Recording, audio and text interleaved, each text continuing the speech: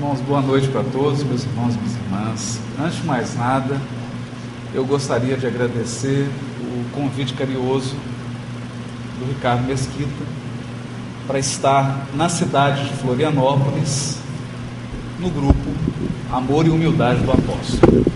Mas nessa noite, nós gostaríamos de convidar o público para uma viagem no tempo. Uma viagem para 2000 anos atrás. Nós vamos, à luz da doutrina espírita, codificada por Kardec, examinar uma passagem do Novo Testamento, chamada, ou mais conhecida pelo nome de parábola do filho pródigo. Mas aqui nós já fazemos a primeira advertência. Essa parábola não conta a história de apenas um filho, do pródigo. Ela conta a história de 2 filhos. Motivo pelo qual alguns estudiosos têm preferido chamar essa parábola de a parábola dos 2 filhos perdidos. Os 2 estão perdidos. E nós, ao longo do tempo, nos acostumamos a ver apenas um deles, esquecendo do outro. Bom, o texto diz assim, está no capítulo 15 do Evangelho de Lucas, versículo 11 a 32. E disse Jesus: um certo homem tinha 2 filhos. E o mais moço deles disse ao pai: Pai, dá-me a parte da fazenda que me pertence. E ele repartiu por eles a propriedade. E poucos dias depois, o filho mais novo, ajuntando tudo, partiu para uma terra longínqua e ali desperdiçou a sua fazenda, vivendo dissolutamente.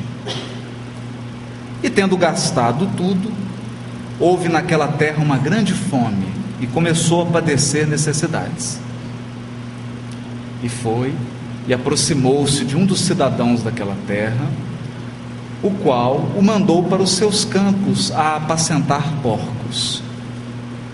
E ele desejava encher o seu estômago com alfarrobas que os porcos comiam, e ninguém lhe dava nada.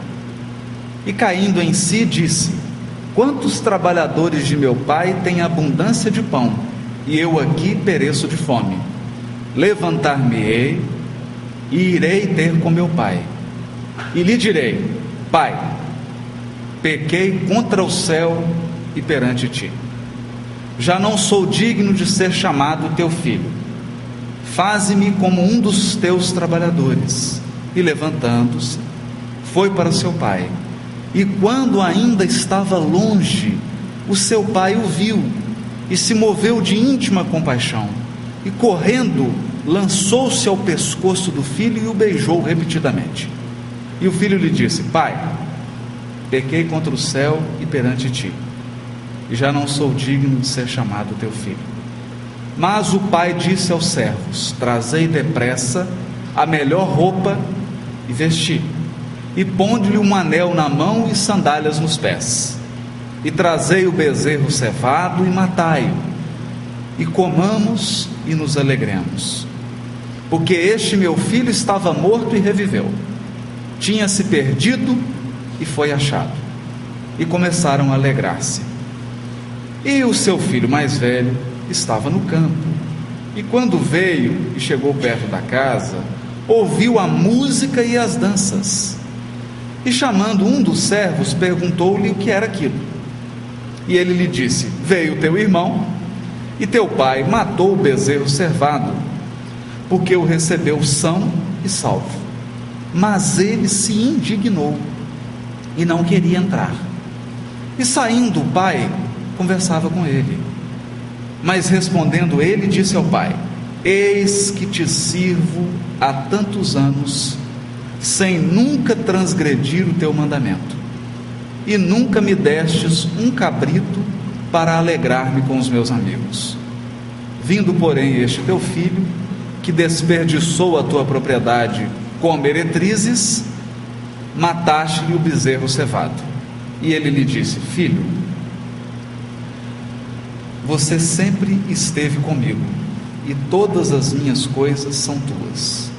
Mas era justo alegrarmos-nos e regozijarmos-nos, porque este teu irmão estava morto e reviveu, tinha se perdido e foi achado. Essa é a parábola dos dois filhos.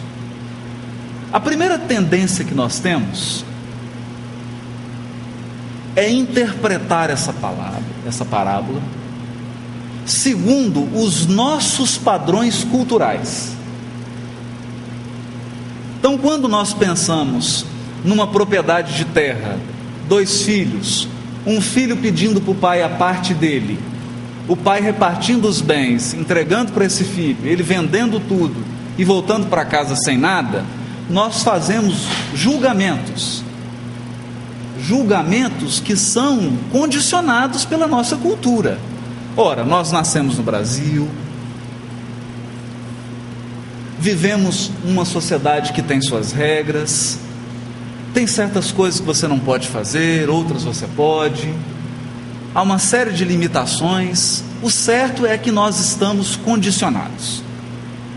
E quando examinamos uma parábola dessa, nós temos uma tendência de querer que a parábola caiba dentro dos nossos costumes.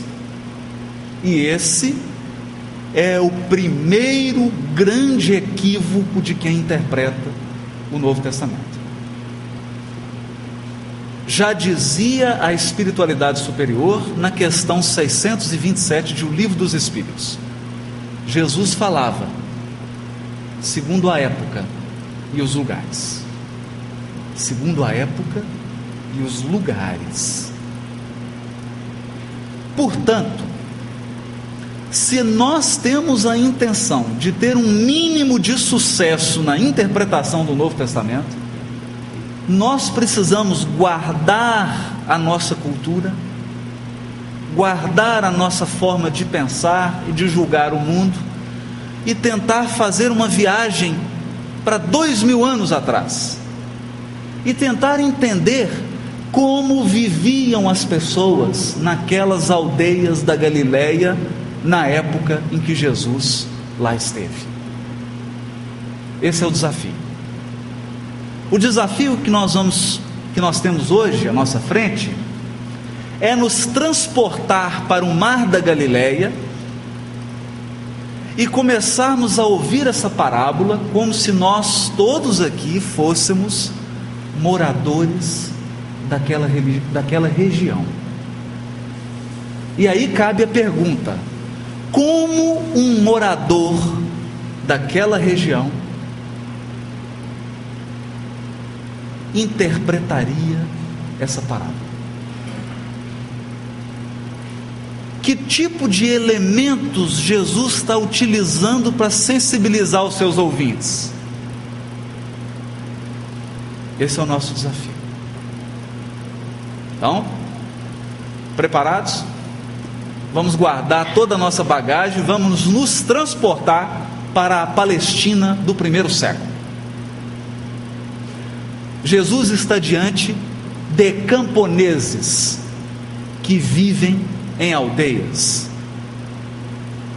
como temos aqui na ilha, pequenas aldeias.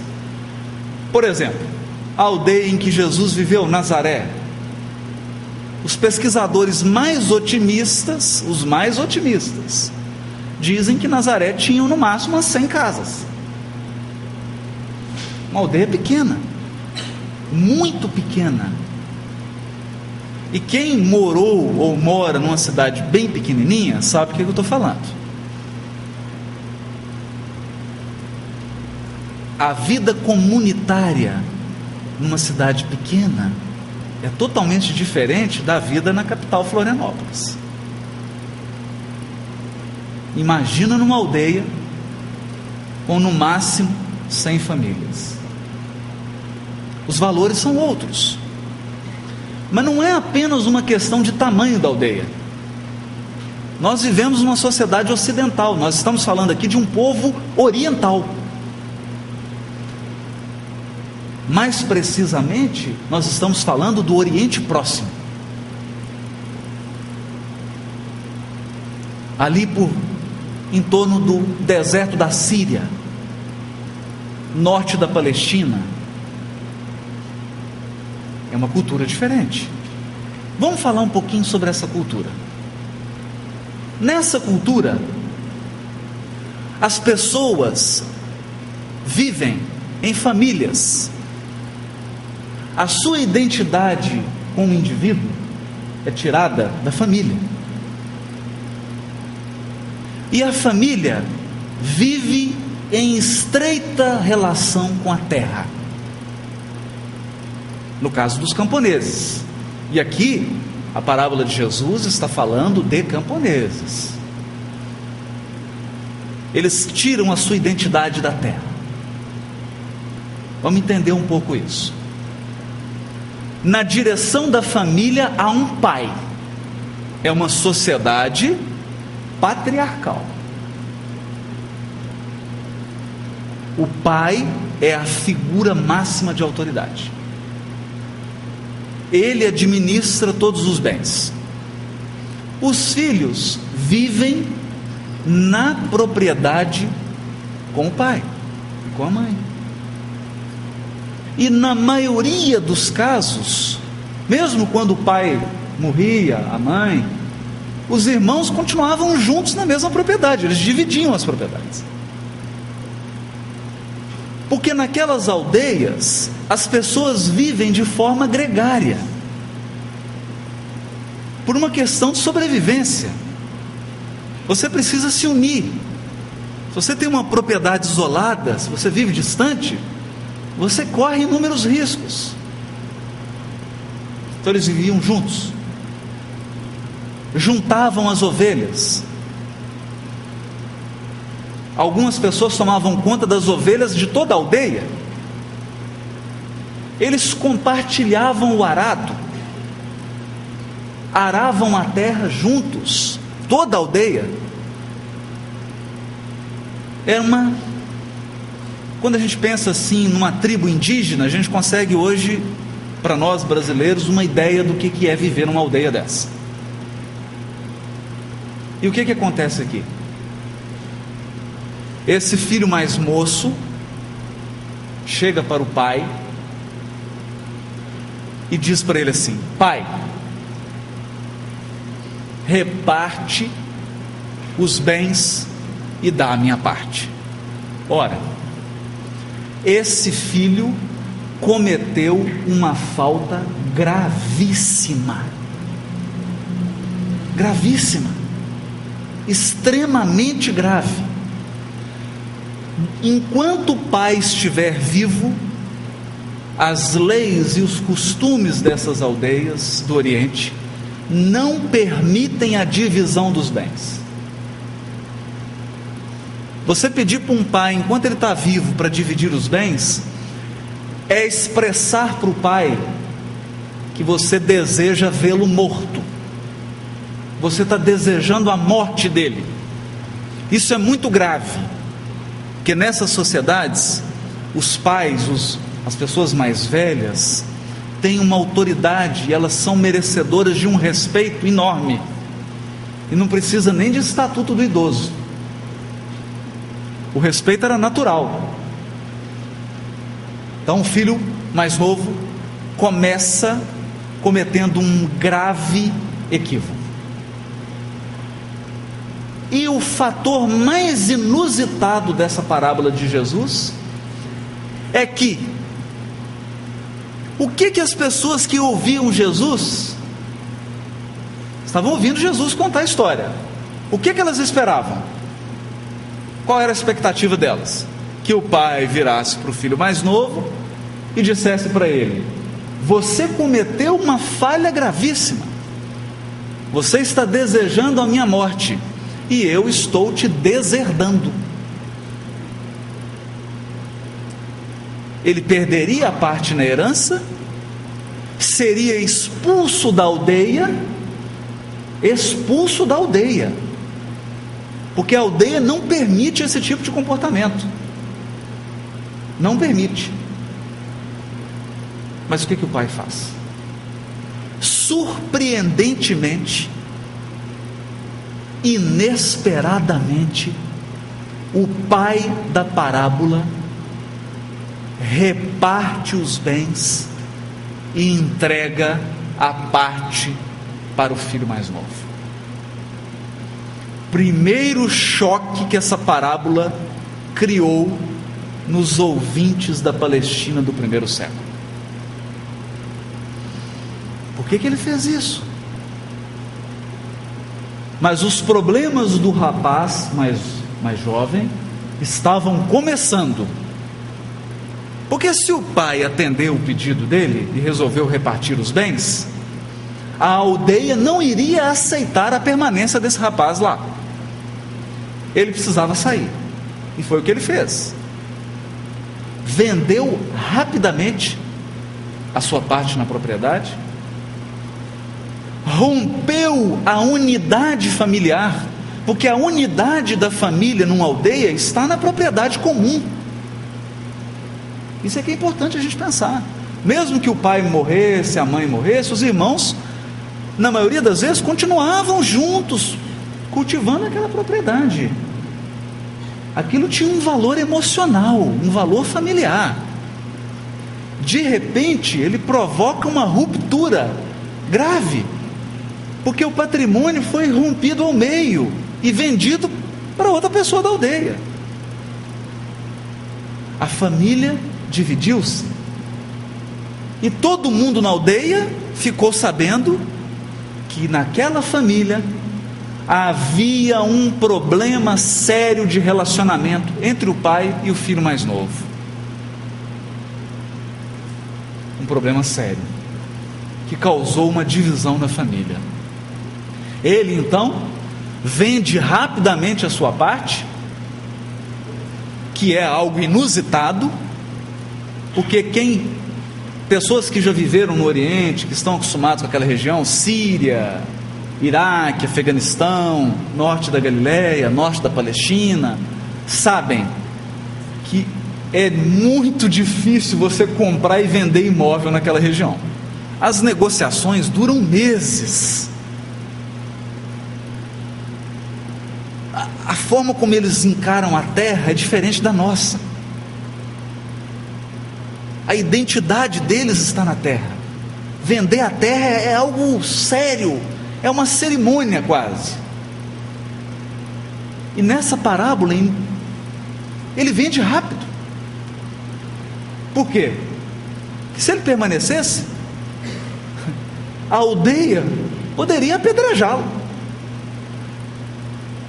e poderia ser agredido pelos aldeões. Ele então vende tudo e foge. E a parábola não diz como, mas ele gasta tudo. Gasta tudo.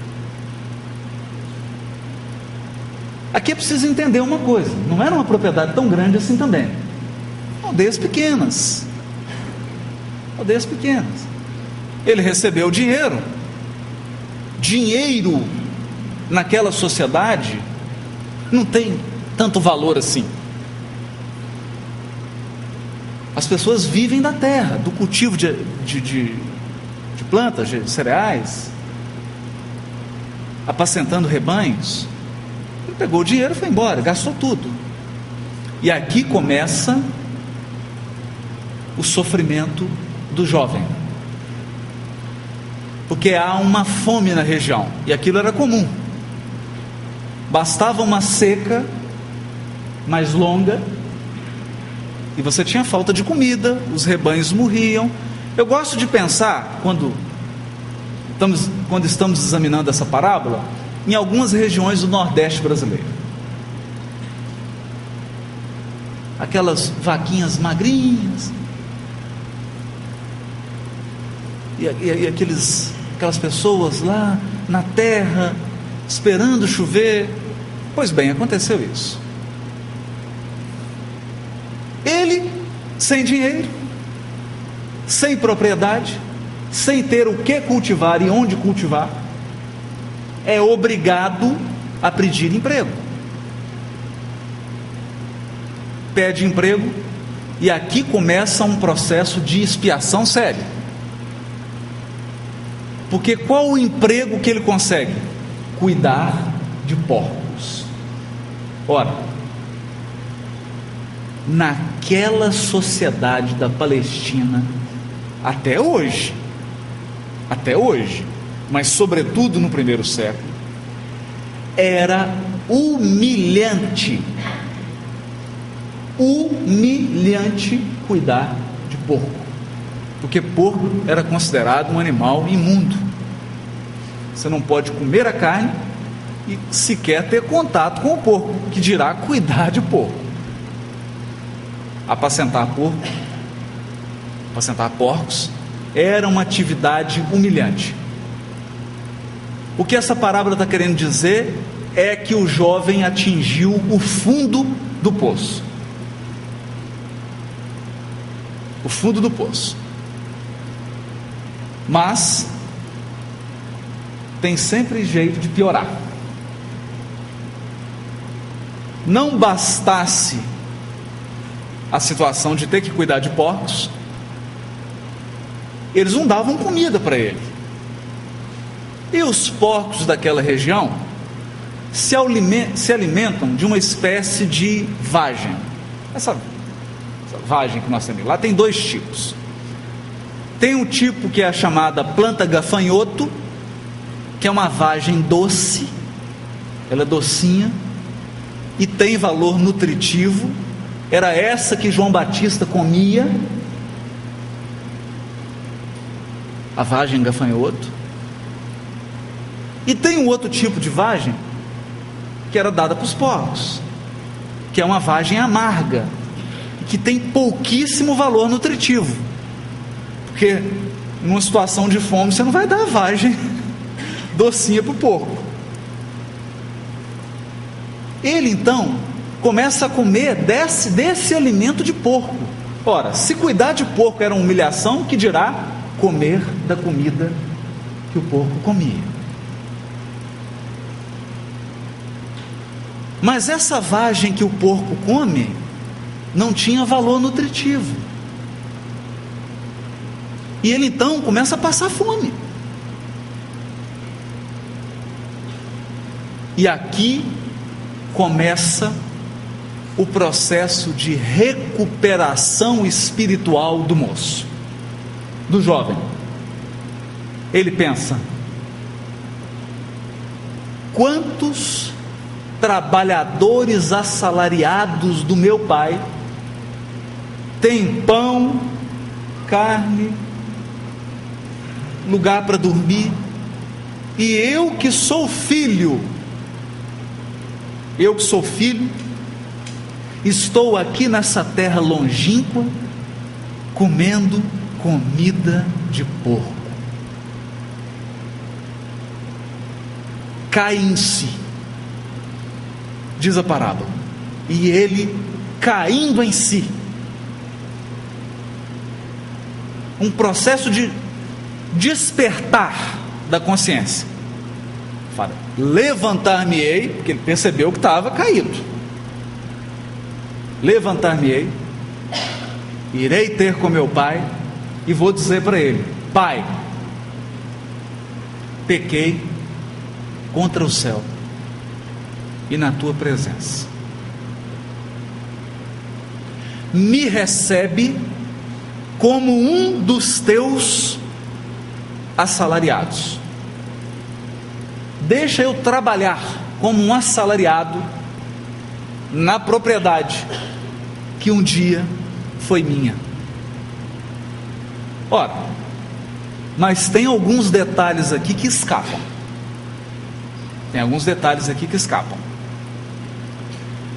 Na verdade, esse moço tinha 3 grandes problemas para resolver. 3 grandes problemas. Primeiro problema: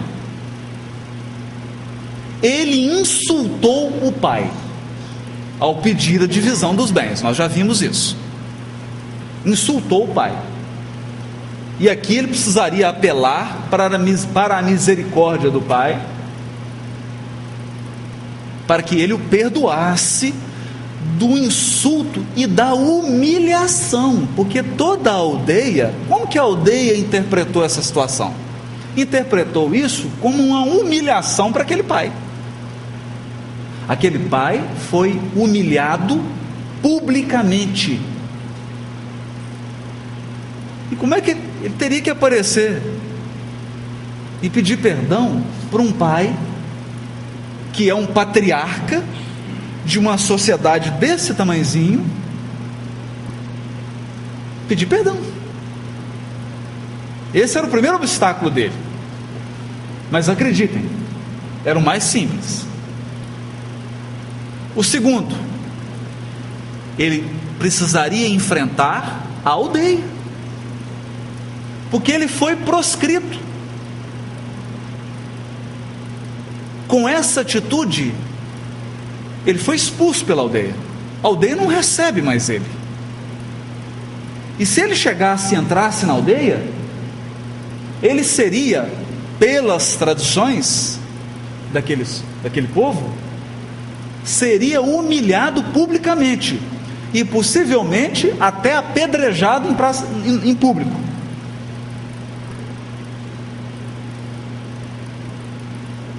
Porque você quebra códigos de ética que são fortes.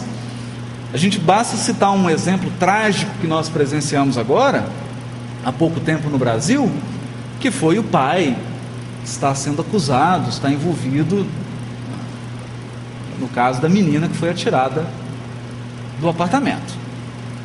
O pai está respondendo o processo e é considerado o maior suspeito do crime. Como que a sociedade reagiu a esse fato? Ele quebrou regras da nossa sociedade que são inadmissíveis de serem quebradas. Da mesma forma esse moço.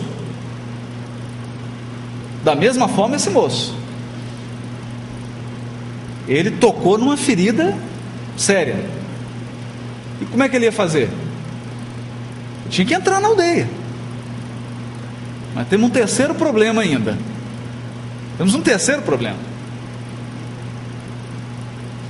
Ele rompeu com o irmão mais velho. Porque ao pedir a parte dele na herança, qual a mensagem que ele passou para o irmão? Eu não quero, depois da morte dos nossos pais, dividir propriedade com você. Ora, isso é grave. Isso também é gravíssimo.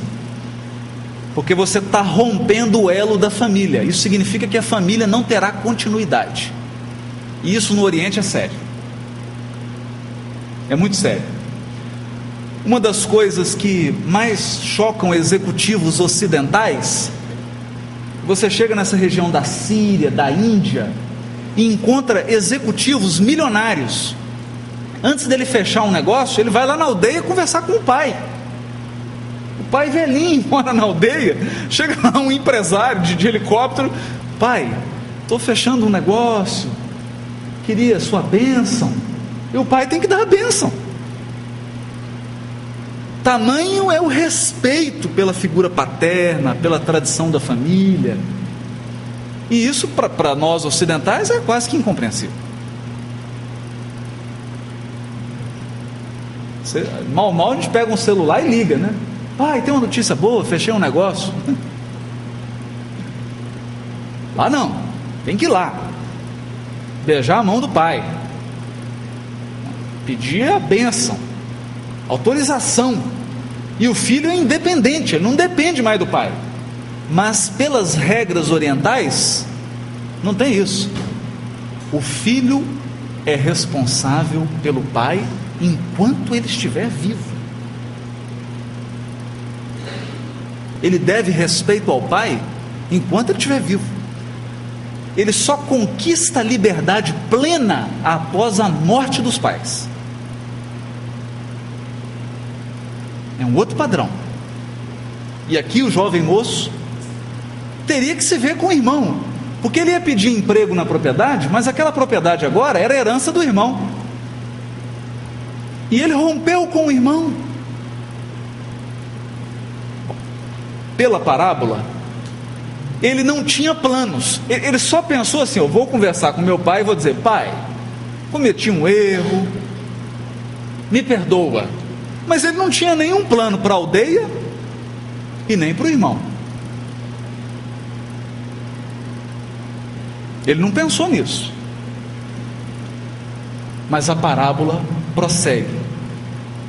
E aqui Jesus revela que é o mestre insuperável. O que vai acontecer? O moço se põe a caminho para casa. É o retorno,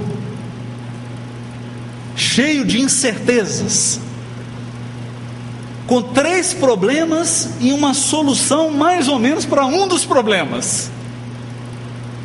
Mas o que acontece? Acontece uma coisa extraordinária. Mas antes de eu contar que coisa extraordinária acontece, eu preciso dar mais um costume.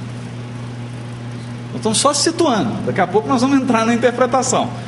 Mas é preciso a gente entender esse contexto cultural, porque isso aqui não é uma parábola contada para brasileiro. Isso aqui foi uma parábola contada para oriental no século I. Por isso que é importante a gente entender isso. Em uma aldeia, um ancião, um pai de família, ele anda lento e majestosamente. O ancião na aldeia anda devagar, com aquelas túnicas longas, lento, pausado.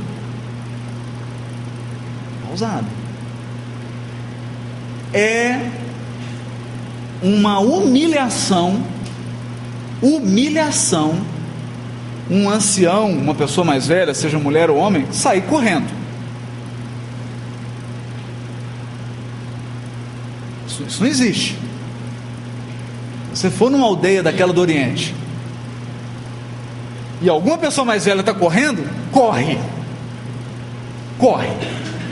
bastante, porque tem algum problema sério. Eles não correm. Aliás, isso é antigo, não é só no Oriente. Aristóteles já dizia isso: conhece-se um ancião pelo seu caminhar, o seu andar solene. Bom, sabe o que vai acontecer nessa parábola? O moço aproxima, mas ele está longe ainda da aldeia, ele está longe. O pai o vê de longe. É o pai quem o vê. Ele ainda não chegou. Ele não caminhou tudo que tinha que caminhar. O pai o avista de longe e sai correndo pela aldeia. Olha, quando esse pai sai correndo pela aldeia, a aldeia parou. Parou todo mundo. Está acontecendo algo de especial nessa aldeia. O pai corre, sai da aldeia e corre, e encontra com o filho. E o que ele fala? Não deu tempo de falar nada. O pai o abraça e começa a beijar repetidamente no rosto dele. Por que isso? Que sinal que é isso nessa sociedade? Alguém do sexo masculino beijar outro do sexo masculino repetidamente no rosto. Que sinal é esse? Quando há um problema na sociedade do Oriente Médio, até hoje, quando há um problema, um conflito entre duas pessoas, você chama um mediador, um conciliador. Esse conciliador tem que ser alguém da confiança dos dois.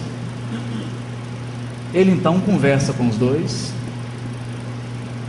apazigua.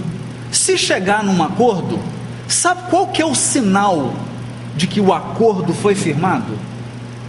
De que o problema foi resolvido? Você beija no rosto. Isso é sinal de reconciliação. Então, aqui na parábola, o pai beijar repetidamente o rosto do filho significa, sem precisar dizer nada, não precisa palavras, ele está dizendo um bem grandão assim: eu te perdoo,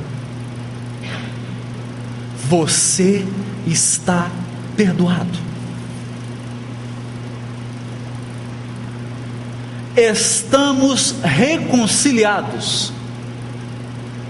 O rompimento, meu filho, que você causou, está anulado. Aí alguém vai perguntar assim: e cadê o conciliador? Quem que fez a mediação? Sabe a quem incumbia o dever de fazer a mediação? Num conflito entre um filho e o pai? O outro filho, de preferência o mais velho.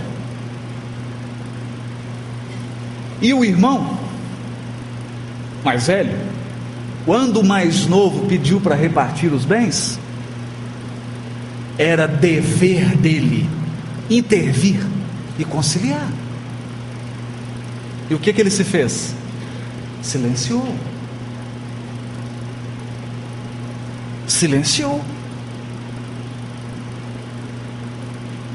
Foi a primeira falha gravíssima do outro irmão, porque todo mundo lê a parábola e pensa só no filho pródigo, ninguém pensa no outro irmão. O primeiro erro gravíssimo do irmão mais velho foi a omissão. Ele se omitiu, ele não exerceu um papel de irmão mais velho, que era conciliar. Ele tinha que ter chamado o irmão mais novo, tentado a conciliação, mas ele permitiu a divisão, porque na realidade ele ia extrair benefício dessa divisão. Afinal de contas, o que ficou era dele. Só que um teve coragem de pedir, o outro se aproveitou que o outro pediu.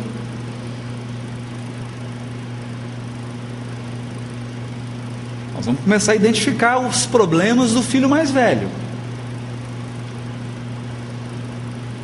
Mas o beijo repetido do pai mostrava o perdão incondicional. Aí alguém vai perguntar assim: e o problema com a aldeia? Ora, o pai se humilhou mais uma vez. Se humilhou, e essa humilhação do pai impede que a aldeia faça algo contra o filho. O pai ter saído correndo pela aldeia e perdoado publicamente, a aldeia inteira vendo, aquilo é um sinal de: você, meu filho, não tem mais problema com a aldeia. O pai, o segundo problema que o filho tinha, que era com a aldeia, o pai resolveu. E aqui nós vamos percebendo como que Jesus vai construindo a figura de um pai amoroso, de um pai enormemente amoroso. Porque esse pai da parábola é Deus. É Deus. Jesus está utilizando esses elementos da cultura daquela aldeia para fazer uma referência ao Deus, para mostrar que a bondade, o amor e o perdão de Deus são infinitos. Esse aqui é o ponto. O pai se humilha e resolve. Então o filho tem dois problemas resolvidos. Quando ele percebe isso, ele fala: pai, pequei contra ti, perante o céu, não, contra o céu, perante ti. E o pai não deixa ele terminar. O que ele ia pedir? Deixa eu ser um assalariado, não é? Ele ia pedir um emprego. O pai interrompe, vira para os servos e fala assim: traz roupa para ele, traz uma sandália e traz um anel. O que significa isso? Significa simples, é simples. só anda de sandália? O filho. O servo anda descalço. O anel é o anel da família. Usa o pai, o irmão mais velho e o irmão mais novo. É o anel da família. É o sinal de sou filho.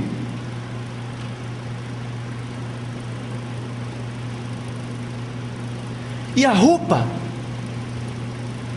é a roupa que os filhos recebem convidados numa festa, quando há festa na aldeia. O que Jesus está passando aqui? O que aqueles ouvintes entenderam? Que o pai disse para o filho mais jovem: não precisa nem se pedir para trabalhar, não, você vai voltar a ser filho. Eu estou restaurando você na condição de filho.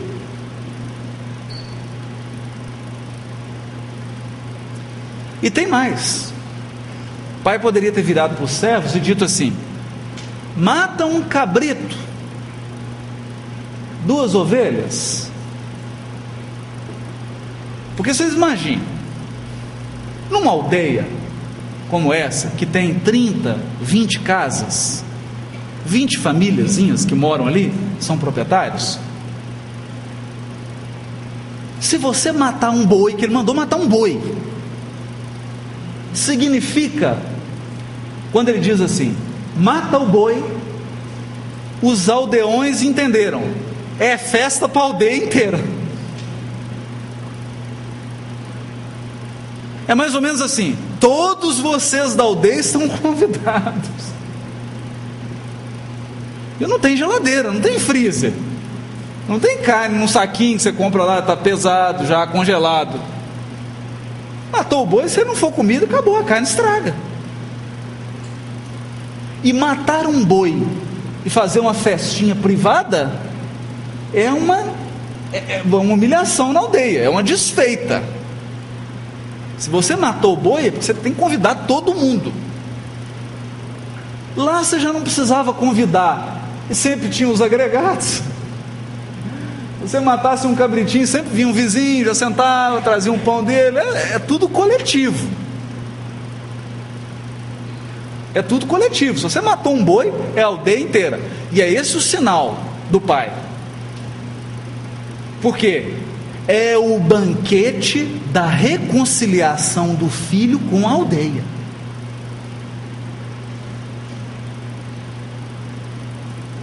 É uma festa dada para que haja uma perfeita integração do filho na comunidade. Porque quando alguém comete um erro, você causa problemas no seu círculo pessoal, mas você causa problemas na comunidade onde você vive também. E na reencarnação, o resgate não é só com as pessoas que você prejudicou diretamente, mas é um resgate também na comunidade em que você estava. A perturbação que você criou tem que ser restaurada, é da lei. Aqui ele é chamado a comunidade. Mas faltou um problema. Faltou um problema. Tem um irmão mais velho. O irmão mais velho não estava trabalhando.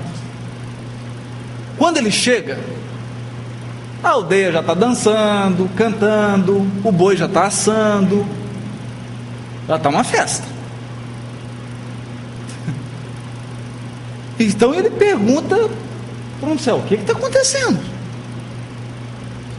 Papai matou o boi? Não, que alguma ocasião especial? Sim, ocasião especialíssima. Teu irmão voltou. Não é possível. E aqui começa a revelação da personalidade do filho mais velho. É aqui que ele começa a se revelar. Ele já tinha mostrado uma pontinha das garras, que é quando ele se omite em conciliar o irmão e o pai. Mas aqui ele vai pôr, como diz lá em Minas, todas as garras para fora. O filho mais velho é, na sociedade oriental, o primogênito. E o primogênito representa o pai. Se o pai se ausenta, quem responde pela casa é o filho mais velho. É tanto que a parte na herança dele é maior. Se você tem 2 filhos, você tem que dividir os bens por 3, porque o filho mais velho ele tem 2/3.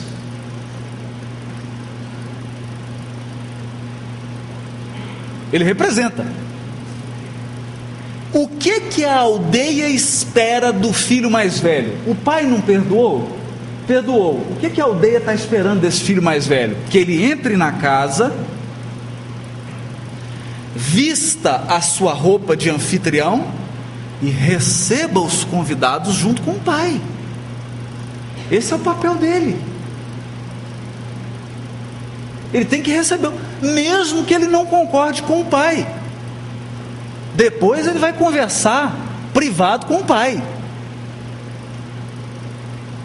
Depois que a festa acabar, ele fala: pai, mas eu não concordo com isso.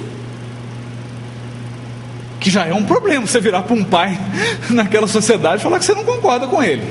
Já é um problemão. Mas o que ele faz?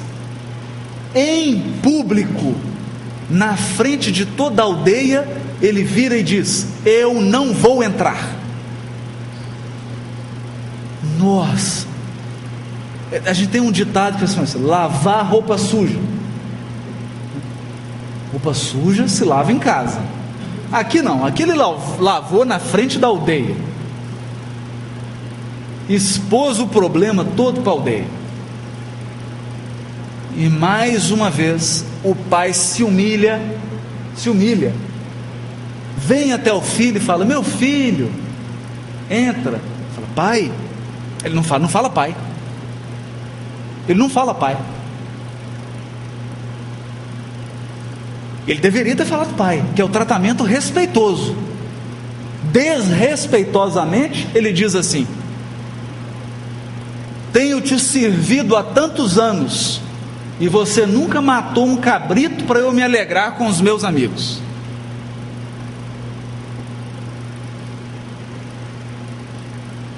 Ele não entendeu nada. Ele não entendeu nada. Por que ele não entendeu? Porque esse filho mais velho, a vontade dele era ter saído da aldeia também.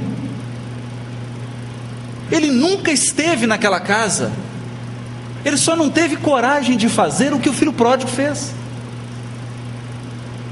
O pai restaura a família, o pai une novamente a família, o pai está ali se alegrando, cuidando dos interesses da família, e ele está pensando no cabrito com os amigos. O coração dele está vibrando em outro lugar. Ele é o egoísta, mas é o egoísta covarde, porque o filho pródigo é o egoísta corajoso. Pelo menos ele teve a coragem de sair. O outro estava lá, mas na verdade nunca esteve. E aqui se encerra a parábola com a lição de Jesus. Com a lição do pai, né? Jesus contando. O pai vira e fala: filho, tudo que é meu te pertence. Tudo que é meu te pertence. Mas era justo nos alegrarmos com o retorno do teu irmão,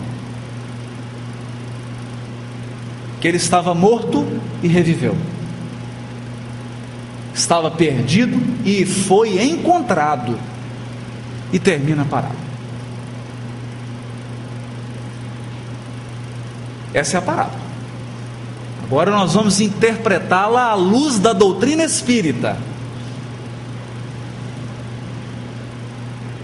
Até aqui nós cuidamos apenas dos aspectos culturais para a gente entender a parábola, senão não dá para entender nada. Agora nós vamos entrar. Por que Jesus contou essa parábola? Sabe por quê?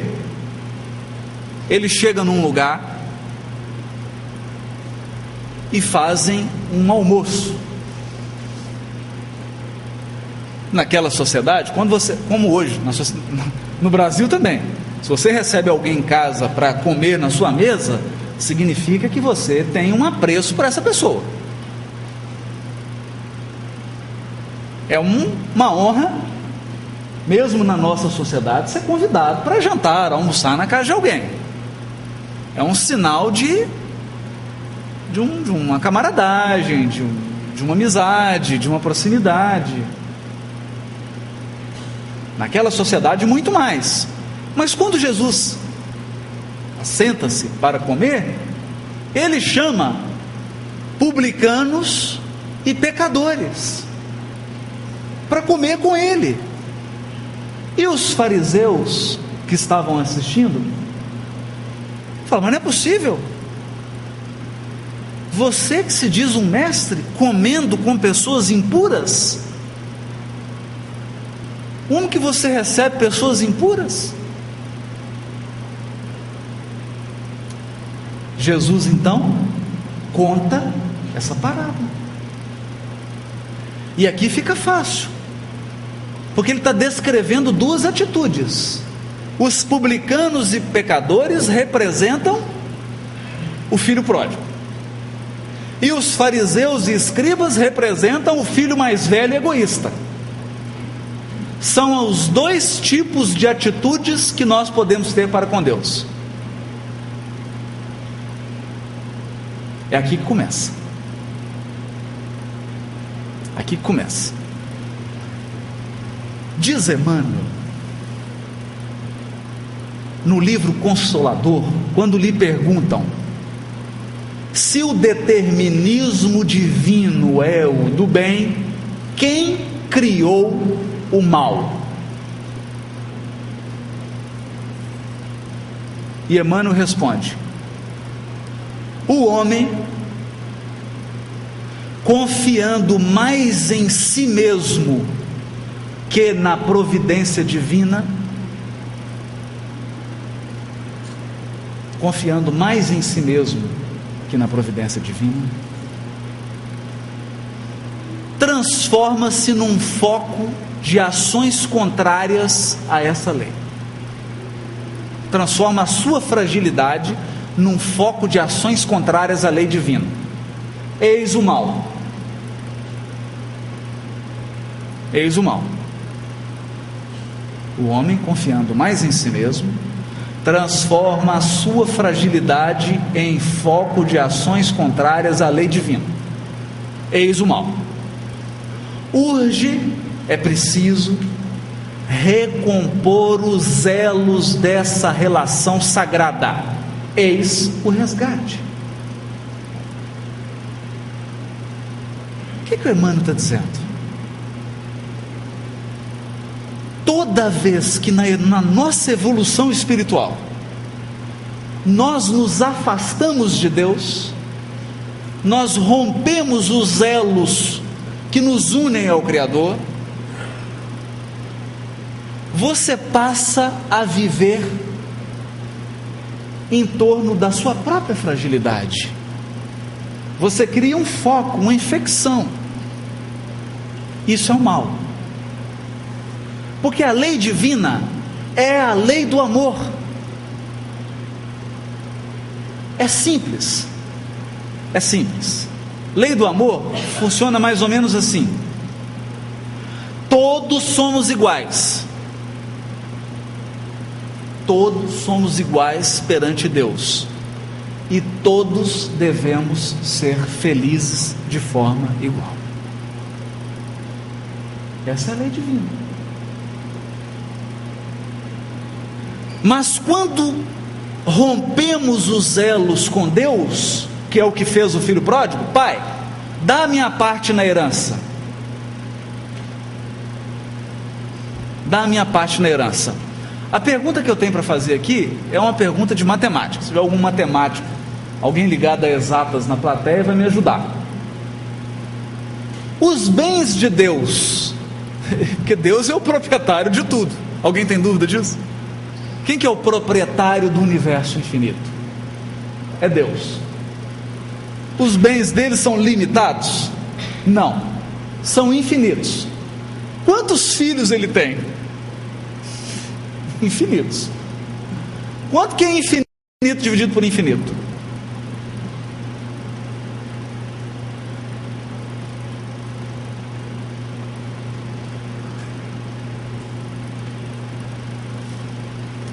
Qual que é a sua parte na herança divina?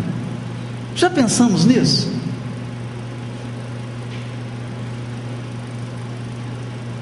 Nós fomos criados espíritos imortais. Ninguém aqui nunca vai morrer. Você vai desencarnar, é outra coisa. E aí eu tenho uma notícia ruim. Tem uma ruim e uma boa. Qual que vocês querem primeiro? Eu vou dar ruim. Todos aqui vão desencarnar. Alguns vão antes, outros vão depois. Todos aqui vão desencarnar. O corpo vai para o caixão. Mas você, espírito imortal, não. Você é eterno. Você é eterno. Desde quando fomos criados até hoje, nós somos sustentados pela providência divina. Somos sustentados. Vou fazer uma pergunta simples. Eu lembro de uma vez um programa desses humorísticos, né? Saíram na rua com uma pessoa com microfone perguntando: olha, no Brasil agora vamos criar um imposto de a quantidade de oxigênio que você respira, e vão medir o nariz da pessoa. Ele tem um nariz maior, vai pagar um imposto maior, né? E tinha pessoas que acreditavam, né? Não, eu acho justo, né? Tem que pagar. Quem tem um nariz maior, respira mais, né? O certo é que o ar que nós respiramos é gratuito.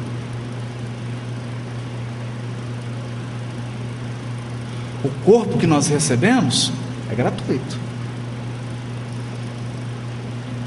A vida é um dom gratuito. Quantos corpos nós já utilizamos até hoje na fieira das nossas reencarnações? Quantos? Quantos? E aqui a gente pode prosseguir no raciocínio.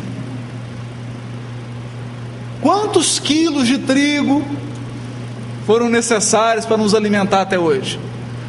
Não vou nem falar dos animaizinhos, senão vai criar né, dos bichinhos que morreram. Não vou nem falar isso. Quanto? Somos herdeiros de um Deus que é infinitamente rico. Então, é uma ilusão utilizar os patrimônios que nós recebemos, e aqui eu não estou falando de patrimônio financeiro,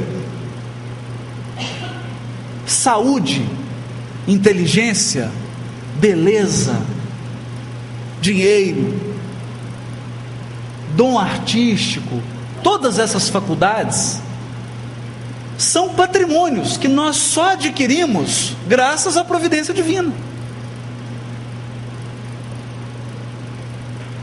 Teve o seu esforço na aquisição, mas se não fosse a providência divina patrocinando, não teria jeito. Mas não. Sabe o que nós fazemos?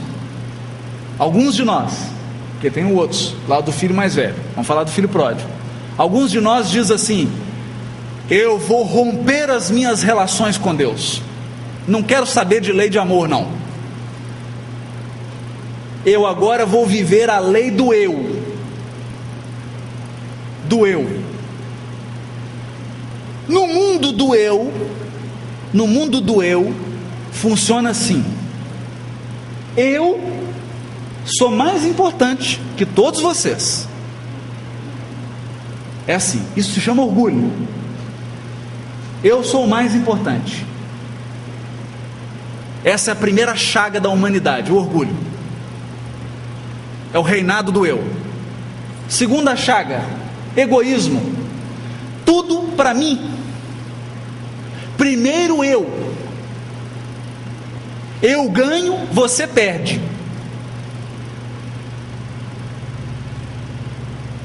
Eu feliz, ainda que você tenha que chorar.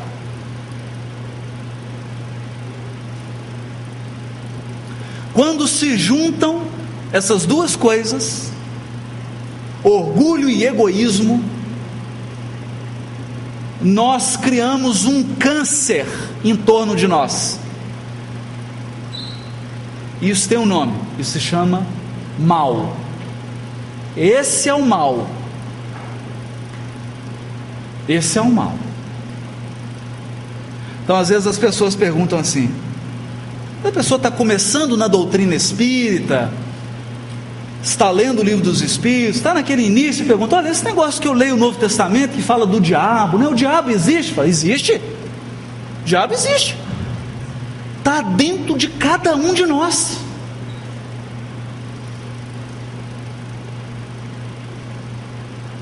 Chama-se, sabe qual que é o nome dele? Orgulho e egoísmo. Orgulho e egoísmo. Orgulho e egoísmo que levam um pai a atirar uma filha da janela. Orgulho e egoísmo que levam um exército agora a invadir um país e matar 40 mulheres e crianças.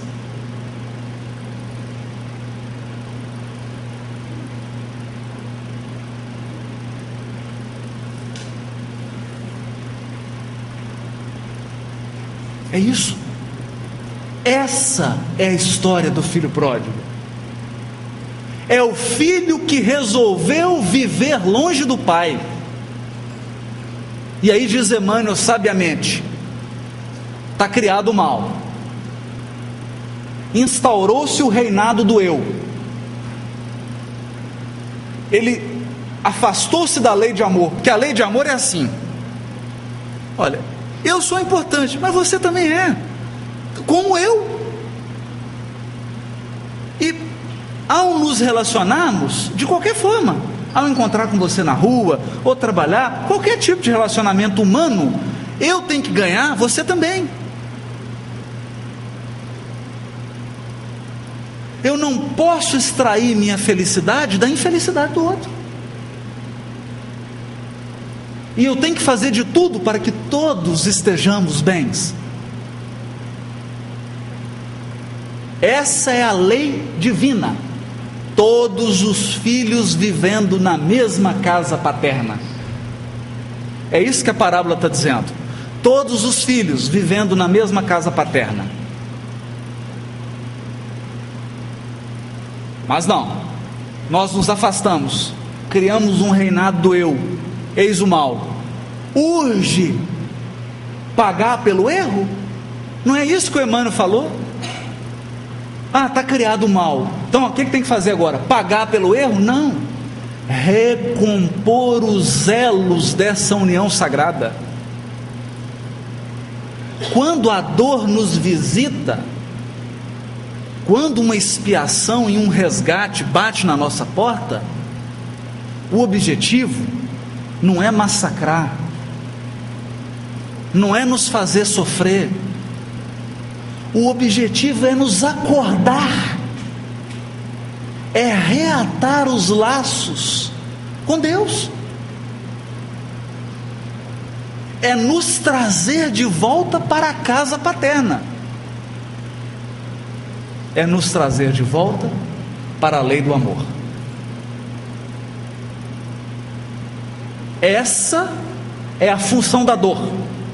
e do resgate, nos trazer de volta para o amor. Foi o que aconteceu com o filho pródigo. Foi o que aconteceu. E o filho egoísta? O filho egoísta, que aqui representa a atitude farisaica. O que é a atitude farisaica? Eu vivo uma vida aparentemente religiosa, eu vivo uma vida em que aparentemente eu cumpro as leis, mas no fundo eu também sou velho, egoísta e orgulhoso. Por quê? Porque quero um Deus exclusivista, um Deus que cuida de mim e da minha família, mesmo que o meu semelhante tenha que morrer.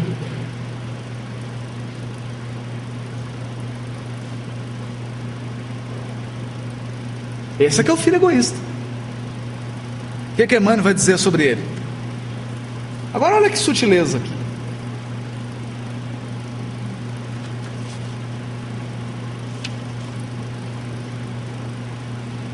Olha o que Emmanuel diz. Vamos encerrar 9 horas para ficar.